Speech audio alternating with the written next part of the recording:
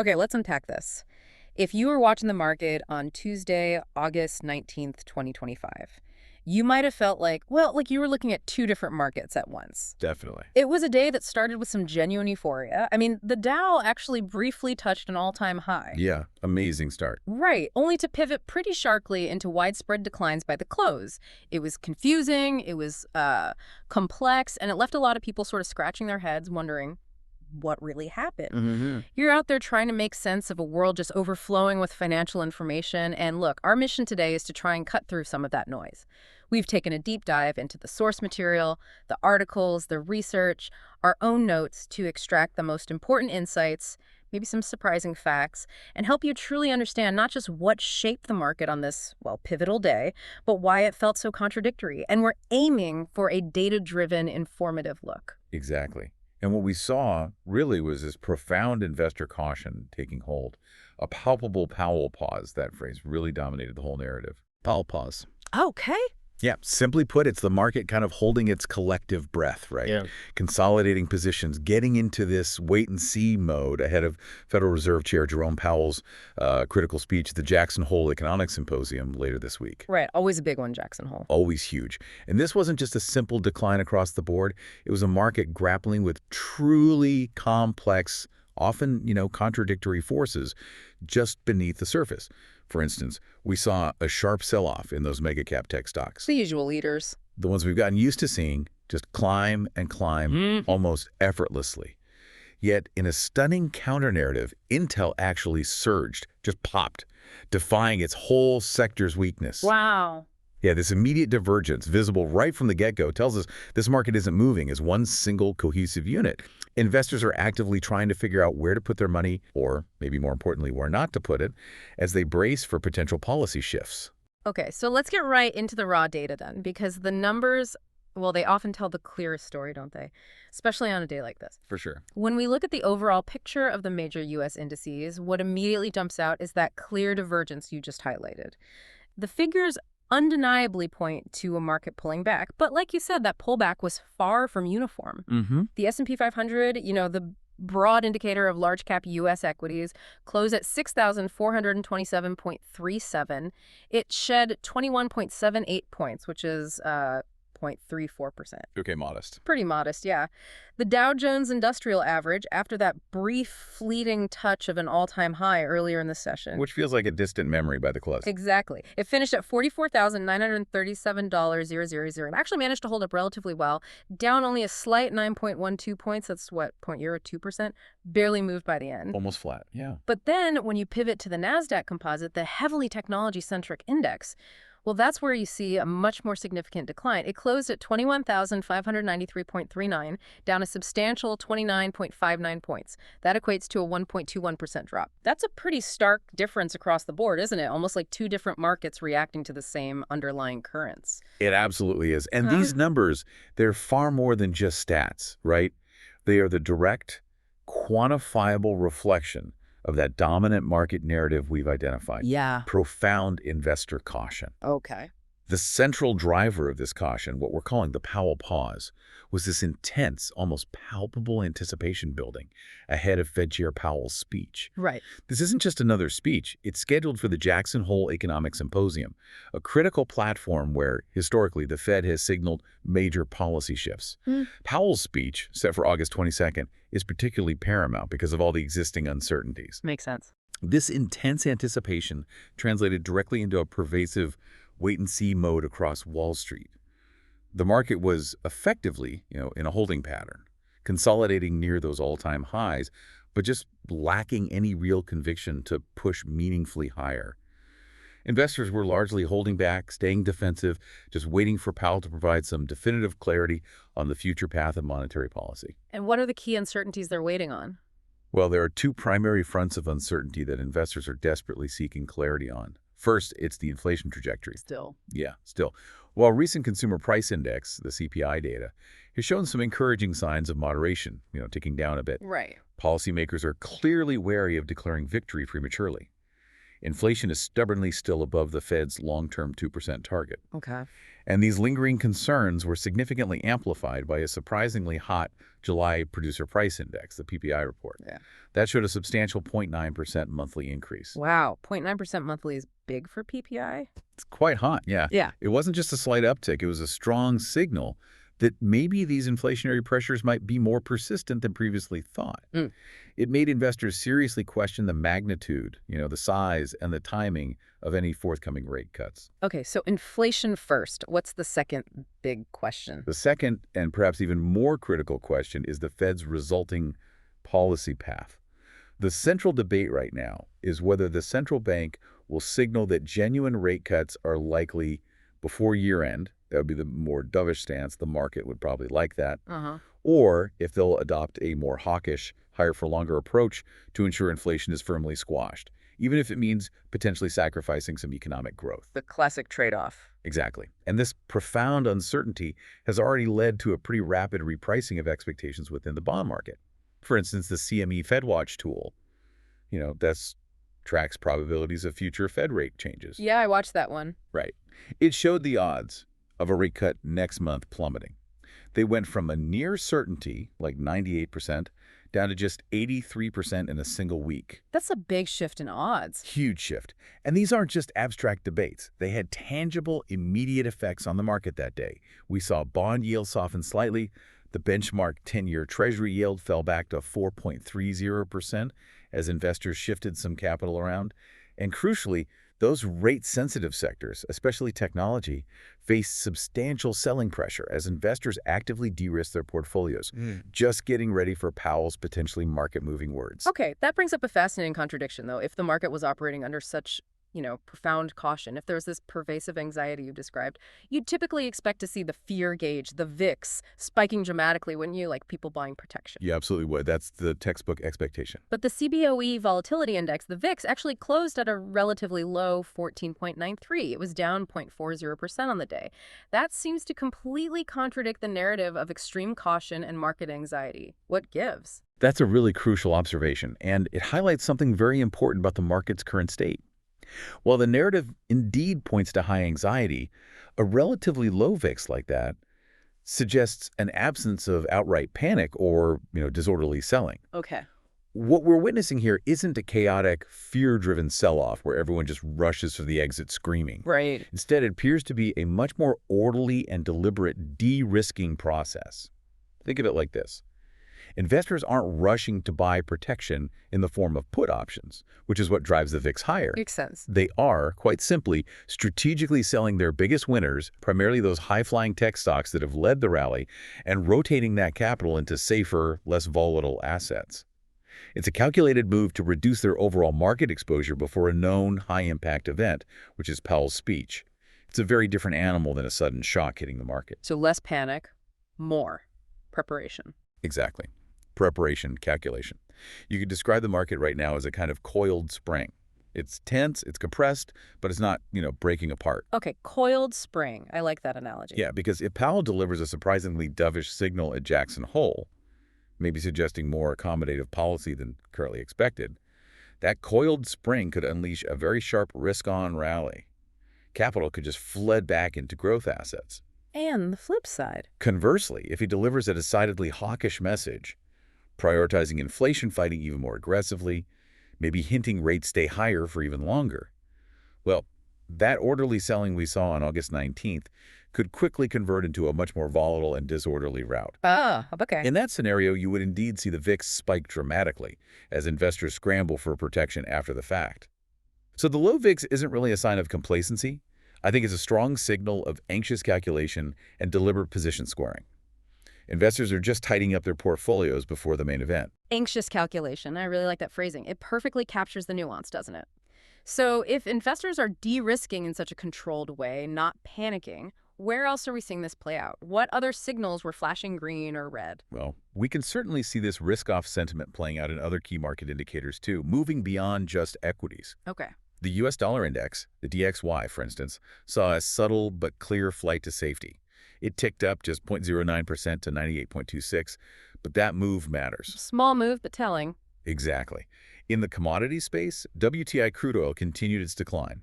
It fell $0.82 to $62.62. That's a 1.30% drop, reaching what are effectively multi-month lows. So concerns about demand there. Likely, yeah.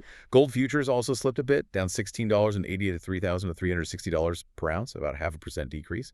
And even Bitcoin, the digital asset often touted for its independence. The uncorrelated asset, right? Supposedly. It actually mirrored the sell-off in high-growth technology stocks pretty closely. Dropped $2,360 to $113,400, a 2.04% decline. So acting like a risk asset again. Definitely acting like a risk asset here. These broader market indicators just reinforce that overarching cautious tone we've been dissecting. The slight uptick in the dollar signals investors seeking the perceived safety and stability of the world's reserve currency amidst uncertainty. Classic flight to quality, even if marginal. Right. The decline in WTI crude, hitting those multi-month lows, strongly points to growing concerns about global demand. Could hint at a broader economic slowdown, or at least a deceleration, as energy demand often correlates with economic activity. Makes sense. And Bitcoin's mirroring of high-growth tech just confirms its increasing correlation with risk assets. It's not acting as an uncorrelated safe haven in this environment. It's behaving much more like a highly volatile growth stock. So when tech sells off, Bitcoin tends to follow suit, reinforcing the idea that it's deeply integrated into the broader risk-off dynamics. This detailed snapshot of the market's pulse, I think, sets the stage perfectly for our next deep dive. Understanding the sector performance. Where did capital actually flow on August 19th, and what do those specific movements tell us? Right. So the broad numbers and key indicators clearly signaled caution. But to truly understand where capital actually flowed on this volatile day, we need to dive deeper into the market's battlegrounds, its individual sectors. This is where that stark divergence you mentioned earlier really comes into sharp focus, doesn't it? Absolutely. It's very clear here.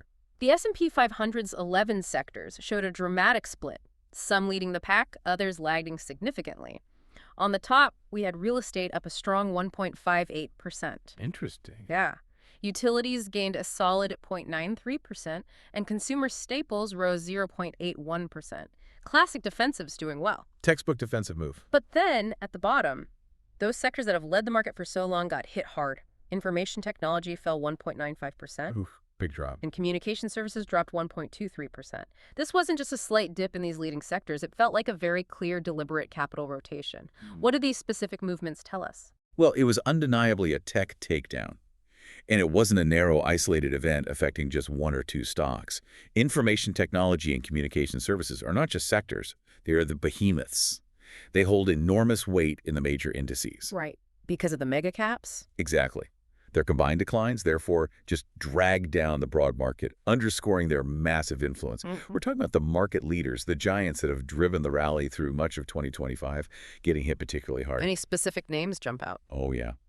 Specific mega-cap tech stocks saw significant pressure. NVIDIA and Broadcom, two of the absolute chip titans crucial to the whole AI narrative, both dropped more than 3%. Yeah. Meta Platforms, the social media giant, fell 2%. And other stalwarts like Microsoft, Amazon, Tesla each lost more than 1%. The semiconductor subsector in particular showed really acute weakness beyond just NVIDIA and Broadcom. Advanced micro devices, AMD for instance, fell approximately 5%. Why AMD specifically? Well, it got hit with a downgrade to hold from buy by GF Securities. That specific company news just amplified the broader sector pain. This wasn't just investors taking a little profit off the table. It felt like a significant repositioning away from those high-growth, long-duration assets that have been so favored for so long. Okay, so on the flip side of that tech takedown, we saw what you'd call a defensive rotation and maybe value outperformance. Real estate, utilities, consumer staples. These are the classic defensive plays. Exactly. This looks like a quintessential flight to safety, a direct and, frankly, understandable response to those macroeconomic uncertainties we've been discussing. It absolutely is. And it aligns perfectly with analyst commentary that's been noting a broader, more fundamental rotation happening out of growth and into more value-oriented segments of the market. So this wasn't just a one-day thing. No, this trend didn't just emerge out of nowhere on August 19th. It's actually been building for over a week, showing some real conviction beyond just a single trading session. We can see tangible evidence of this in the S&P 500 Equal Weight Index. Ah, the equal weight. Explain that quickly. Right, so unlike the standard S&P 500, Right. which is weighted by market cap, meaning Apple and Microsoft have a huge impact, The equal weight index gives the same importance to every company, big or small. Got it. And that index actually outperformed the regular market cap weighted S&P 500 by a pretty decent margin on the day. 1.52% gain versus 0.98% gain. So smaller companies, or at least non-mega caps, did better on average. Exactly. It's a powerful signal that money isn't just flowing out of big tech. It's actively moving away from the largest, often growth-oriented companies and into a broader, more diversified basket of stocks, including those in defensive sectors. It indicates a broadening of the market's performance away from that narrow leadership of just a few mega caps that we've seen dominate for so long. And what's the bigger picture reason for this shift? Is it all about rates? A huge part of it is rates, yeah. Yeah. This sector performance map is like a direct microcosm of a market grappling with what many are calling the end of the easy money era. Think about it this way. Growth stocks, like those dominating tech and communication services, performed incredibly well during periods of ultra-low interest rates and high growth expectations, right? For sure. Their valuations are heavily dependent on earnings projected way out into the distant future. But when interest rates rise, or are expected to remain higher for longer, as the saying goes, well, those future earnings get discounted much more heavily. They become significantly less valuable in today's terms. Imagine trying to sell a promise of a big payout years from now when you can get a decent immediate return on a safer investment like a bond today. Right, the comparison changes. Completely. So the fear of sustained high rates logically triggers a sell-off in these long-duration assets. Conversely, defensive sectors like utilities and consumer staples, they offer stable, predictable cash flows. They often pay consistent dividends. They're less dependent on aggressive future growth and are often viewed almost like bond proxies. Bond proxies, interesting. Yeah, meaning, like bonds, they offer relatively steady income and less volatility. That makes them inherently attractive when traditional growth stocks are out of favor or when uncertainty just ramps up. Investors seek their relative safety and predictability. It sounds like a pretty fundamental shift in thinking. It could be. What's truly striking is how swiftly and, again, orderly this rotation occurred on August 19th. It wasn't a panic flight, but a calculated pivot. This suggests that a significant segment of institutional capital is already repositioning for a completely different rate environment, which, could potentially leave retail investors caught a bit flat-footed if they don't adapt. So more than just a one-day blip? I think so. This isn't merely a one-day rotation. It feels like, quite literally, a dress rehearsal for a potential regime shift in the market. If Fed Chair Powell's speech at Jackson Hole confirms a hawkish policy path, meaning higher rates stick around for longer, then this sector performance map, with defensive and value stocks consistently outperforming growth, could very well become the dominant trend for the remainder of the year. Wow. That would pose a significant challenge to the tech-led rally that has broadly defined 2025 so far.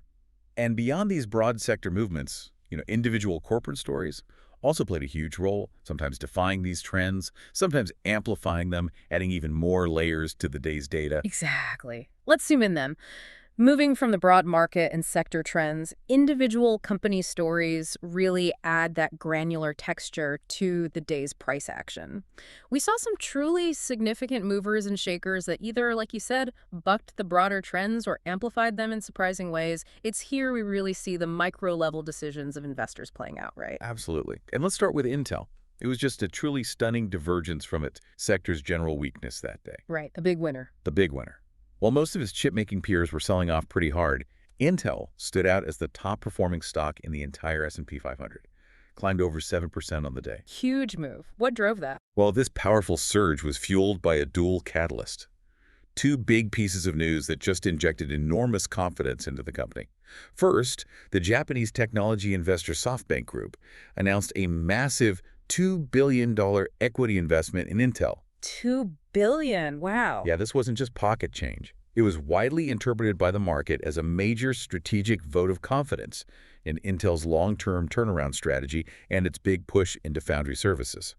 Coming from a sophisticated global player like SoftBank, known for its deep tech investments. That sends a signal. A huge signal. Think about it. A major strategic investor putting billions into the company, signaling they believe in its future. Second, this news followed a Bloomberg report suggesting that the Trump administration is considering converting up to $10.9 billion, that's billion with a B, in CHES and Science Act grants into a direct equity stake in Intel. The government taking a stake? Potentially, yeah. Yeah. If that were to happen, it would give the U.S. government a substantial 10% ownership stake, potentially making it Intel's single largest shareholder. Okay, that's massive. It is. So this confluence, this combination of significant private capital and potential government backing, just completely decoupled Intel from the broader semiconductor weakness. While AMD, NVIDIA, Broadcom were declining, Intel rallied strongly.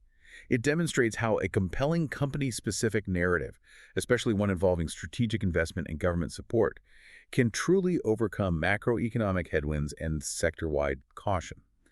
The momentum was so strong it actually continued after hours. The stock jumped more than 5% further. That indicates a real lasting shift in sentiment for Intel. That's a massive move against the grain, really defying the overall sector sentiment. But okay, on the other end of the spectrum, we had Palantir, the AI data analytics firm, saw a dramatic decline, down 9%, making it a leading decliner in the S&P 500.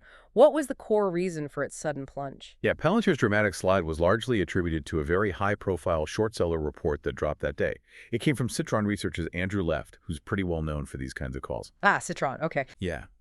Left argued vehemently that the stock had become fundamentally detached from fundamentals and that its valuation was simply excessive, particularly when you compare it to private AI leaders like OpenAI, which, aren't publicly traded and carry different valuation metrics. And Palantir had run up a lot, hadn't it? Massively. This report landed on exceptionally fertile ground precisely because Palantir shares had already seen an astronomical run-up leading into August 19th. They had more than doubled in 2025 alone to become the S&P 500's top performer for the year. So even after this big 9% drop, it still held that coveted top spot year to date, which is kind of amazing. Wow. The short seller's thesis also tapped into some pre-existing concerns among a segment of Wall Street analysts. Firms like Jefferies and HSBC had already warned publicly that Palantir's valuation appeared, quote, disconnected from even optimistic growth scenarios, suggesting the stock's price had just run too far ahead of its potential earnings. So the short report found a receptive audience. Exactly. Palantir's plunge, therefore, serves as a very clear cautionary tale. It highlights the acute vulnerability of these high-flying AI names to renewed scrutiny over their lofty valuations, particularly when the broader market is in a risk-off mood and fundamentally questioning the assumptions that drove that whole easy money era. It's a bit of a reality check for some of those darling growth stocks. A reality check indeed. But amidst all that tech gloom, there was another positive corporate story that stood out. The cybersecurity firm Palo Alto Networks, PAN-W, rose more than 3%. It seems like some tech subsectors are proving more resilient. Yes, Palo Alto Networks was a significant bright spot, absolutely. And it demonstrated a different, maybe more resilient side of the technology sector. Its rally was sparked by a strong earnings report that day. Good earnings still matter then. They certainly seem to here. Yeah. The company not only comfortably beat analyst estimates on both revenue and profitability, but it also issued a rosy outlook for future revenue and profit growth. That signaled continued strong demand for cybersecurity solutions, which makes sense in today's world. Yeah. Seems like a constant need. Right. And this positive news provided a palpable lift to other cybersecurity names too, like CyberArk Software, which also gained on the day. Sort of a halo effect. This performance is critical because it demonstrates that strong fundamental execution, actually hitting your numbers, and a clear, well-articulated path to profitability can still be significantly rewarded by investors, even in a risk-off environment for the broader tech sector. It highlights maybe a preference for established, profitable companies with demonstrable cash flows over those with more speculative, long-dated growth prospects and less clear profitability timelines. Makes sense. Quality matters more when things get uncertain. Beyond those major movers, our sources highlighted a few other notable companies whose specific news moved their stock, right? Yeah, a few others worth mentioning quickly. Medtronic, the medical device company, actually fell 3.5% despite beating earnings and revenue estimates and raising guidance. Wait, beat and raise and still fell. Yeah, it sounds like a classic buy the rumor, sell the news event. The stock had likely rallied into the report and investors just took profits. Okay. Caterpillar, on the other hand, climbed 1.8% after an upgrade from Evercore ISI. They cited resilient construction equipment margins, suggesting some underlying strength perhaps in certain industrial sectors. Interesting. Fabrinet, a company involved in optical components, plunged 12.2%. That was because they expect a sequential dip in revenue from their datacom segment due to some supply constraints. Yeah. So that highlights ongoing challenges in global supply chains still cropping up. Still an issue, yeah. And finally, Sitio Royalties Corp was actually delisted due to a previously announced merger concluding. So just a procedural thing there. These individual stories, they give us that granular detail, but to truly understand the market's underlying caution and maybe where the economy might be headed, we need to zoom out again, look at the broader macroeconomic undercurrents and that critical pulse of consumer health. So what does all of this tell us then about the broader economy beyond just the stock tickers? The day's economic data releases and some key earnings reports offered fresh, vital insights into the health of the U.S. consumer and the housing market, both of which are, fundamental pillars for understanding the overall economic landscape and, crucially, for influencing the Fed's next moves. Absolutely critical inputs for the Fed. Let's start with Home Depot, the retail giant. It gave us a really critical, albeit maybe lukewarm, first look at the state of the consumer. Okay, what did they report? Well, the company reported quarterly results that actually missed both revenue and earnings expectations. And apparently that's the first time that's happened since way back in 2014. Wow, first miss in over a decade. That's significant. It is significant. Now, despite this rare miss, the stock actually managed to inch slightly higher during the trading session, Why?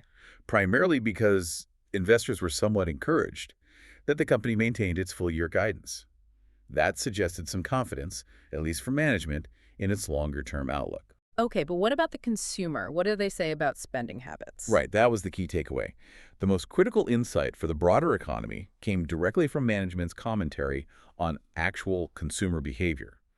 They noted that customers are increasingly engaging in smaller home improvement projects, often focusing on maintenance or maybe minor cosmetic updates, rather than undertaking those large, discretionary, big-ticket renovations. Ah, okay. So fixing the leaky faucet, maybe painting a room, but not remodeling the whole kitchen. Exactly. That strongly suggests a growing reluctance to spend on major, expensive items. It indicates a more cautious mindset among consumers. This observation is a really crucial read-through on the actual state of consumer health, because consumer spending, as we know, accounts for such a huge portion of the U.S. economy. Yeah, like 2/3. Right. It indicates that while overall spending hasn't collapsed entirely, it is undeniably becoming more cautious. It's focusing more on necessities or smaller, less impactful renovations rather than those major, expensive projects. This Home Depot report sets a very guarded tone for the rest of the retail sector's earnings week. Investors are now keenly watching for similar trends from upcoming reports by Lowe's, Target, Walmart. Right, see if it's a broader trend. Exactly. It's a powerful signal that even if consumers are still spending, they're tightening their belts on the bigger purchases, and that has ripple effects through the whole economy. And speaking of big purchases and significant economic indicators, the housing market also gave us a decidedly mixed picture with its data releases that day.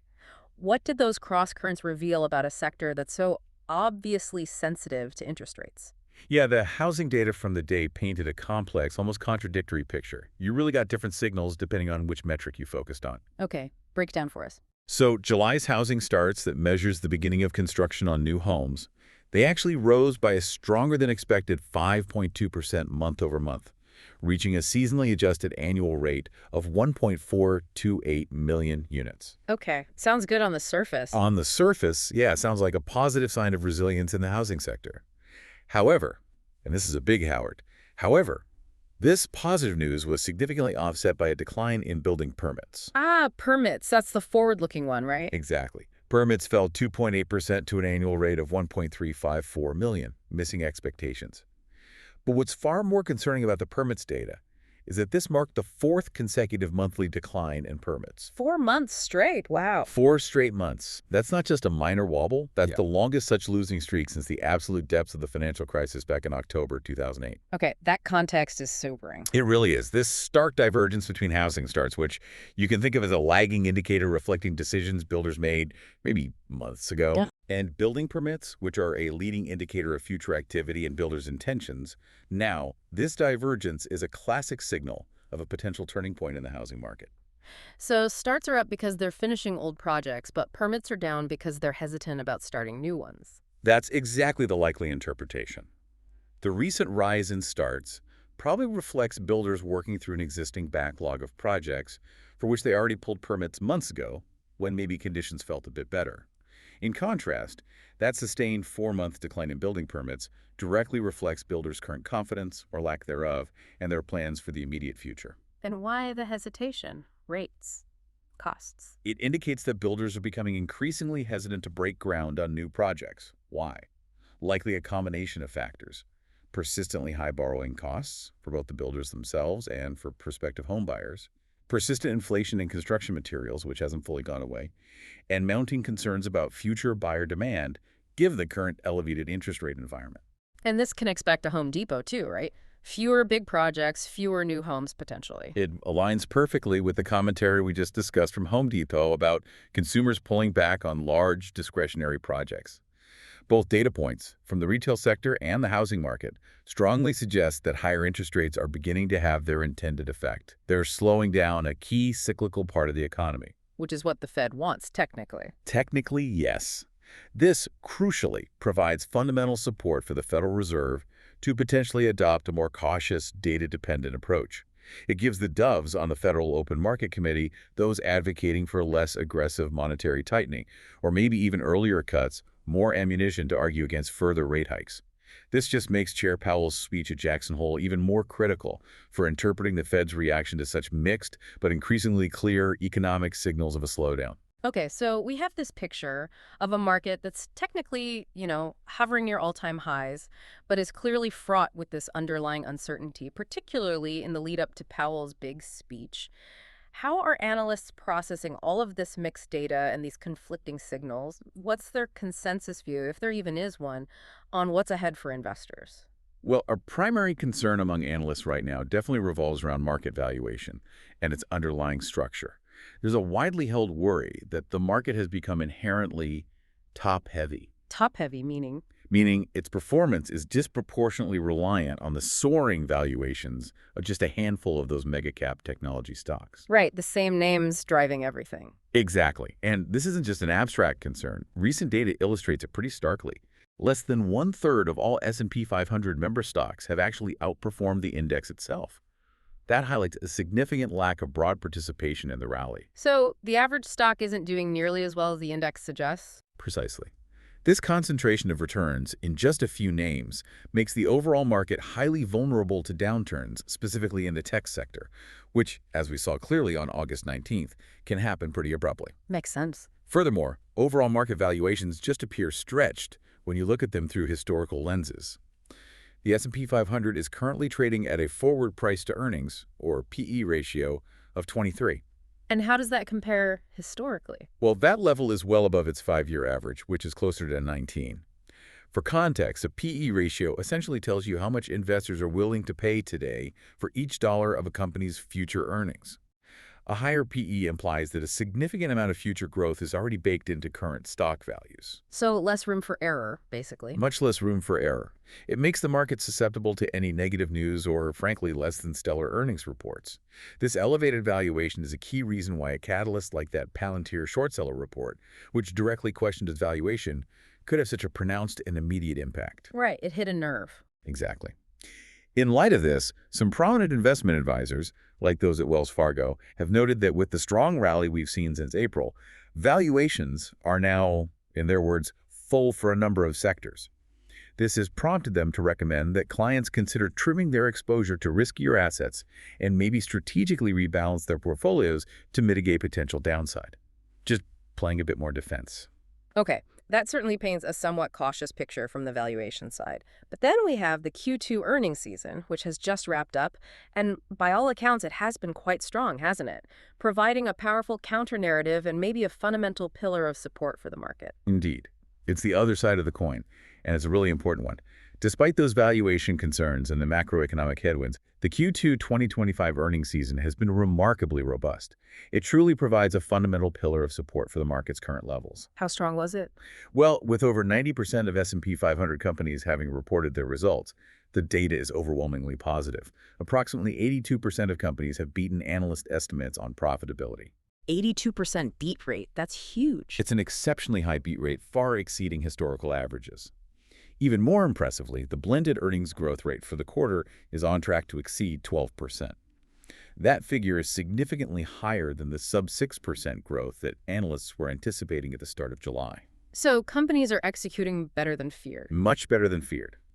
This robust corporate performance, particularly from the major technology players who somehow managed to grow despite rising rates, is a powerful counter-narrative to the macroeconomic fears we've been discussing. It has undeniably been a key factor in sustaining bullish sentiment in the market. It proves that underlying corporate health, at least for now, is still quite strong. It's a critical piece of data informing the market's resilience, even with those high valuations. Okay, so how do we navigate this future uncertainty then? It sounds like Jackson Hole truly is the pivotal event. Like everything hinges on Powell's tone, potentially tipping the scales one way or another. It feels absolutely paramount right now. Looking ahead, the market's immediate direction appears to hinge almost entirely on the signals that emerge from the Federal Reserve's Jackson Hole Symposium. The market is currently in this very delicate balance, and Chair Powell's speech is widely expected to be the primary catalyst that determines the next significant directional move. Are there other factors at play besides the Fed? Oh, definitely. Beyond the Fed, we also have broader geopolitical and policy factors that continue to weigh on sentiment. For example, while the recent Trump-Zelensky meeting provided maybe some cautious optimism about a potential de-escalation of the conflict in Ukraine, Right. the ongoing uncertainty about U.S. tariff policy, particularly concerning trade with China and Europe, remains a significant headwind for global trade and, by extension, corporate profits. That hasn't gone away. Still a drag. Still a potential drag. And finally, analysts are beginning to flag seasonal risks. The market's typical bullishness in August often runs headlong into the reality of September, which is historically the worst performing month of the year for stocks. Ah, the September slump. Exactly. So there are historical patterns to contend with as well, just adding another layer of caution as we head into the fall. So it really feels like this powerful tug of war, doesn't it? It really does. Ultimately, the market is caught in this powerful tug of war. On one side, you have that strong, backward-looking fundamental data, like the stellar Q2 earnings season we just discussed. That provides a solid cushion for the market. That's the bull case, right? It proves corporate profitability and resilience even in a challenging environment. Okay. But on the other side, you have growing, forward-looking macroeconomic uncertainty. The lagged effects of past interest rate hikes are starting to show up more clearly in those leading indicators like building permits and the increasingly cautious consumer behavior we saw from Home Depot. And the potential for the Fed to maintain that higher-for-longer policy stance directly threatens to undermine the lofty valuations that have driven the 2025 rally. That's the bear case. Got it. Yeah. Bull case. Earnings are strong. Bear case. Macro is weakening. Rates could stay high. That's the core conflict. And the market's current state of consolidation, that sharp sector rotation we saw play out so vividly on August 19th, that is the physical manifestation of this conflict. Neither the bulls nor the bears seem to have enough conviction right now to seize full, decisive control. In this context, the Jackson Hole Symposium is viewed as nothing less than the tie-breaking event. It's the thing that could set the tone for the remainder of the year. #outro. Yeah, Chair Powell's speech. It's really going to either validate the bull case, maybe by signaling a dovish pivot that supports current valuations and potentially spurs a fresh rally, or it will confirm the bear case, signaling a hawkish stance that prioritizes inflation fighting above all else. That could lead to a more significant correction. This moment of truth will likely determine whether the market can break out to new highs or if it's due for a more significant reevaluation, especially as it enters that historically weak September-October period. So what does this deep dive into Tuesday, August 19th, 2025, tell us about how incredibly responsive the market truly is to every nuance of economic data and maybe even more so central bank messaging? And perhaps more importantly, what might that imply for your understanding of future market shifts, especially as we head into what is, historically, a tricky fall season? We've seen how a single speech can potentially hold the key to the next major market move, and how corporate health, consumer behavior, housing data, geopolitical factors, they all play their intricate part in this dynamic financial landscape. We encourage you to keep observing closely how these signals continue to shape the market, because understanding these underlying forces, well, that's truly the shortcut to being well-informed. Until our next deep dive.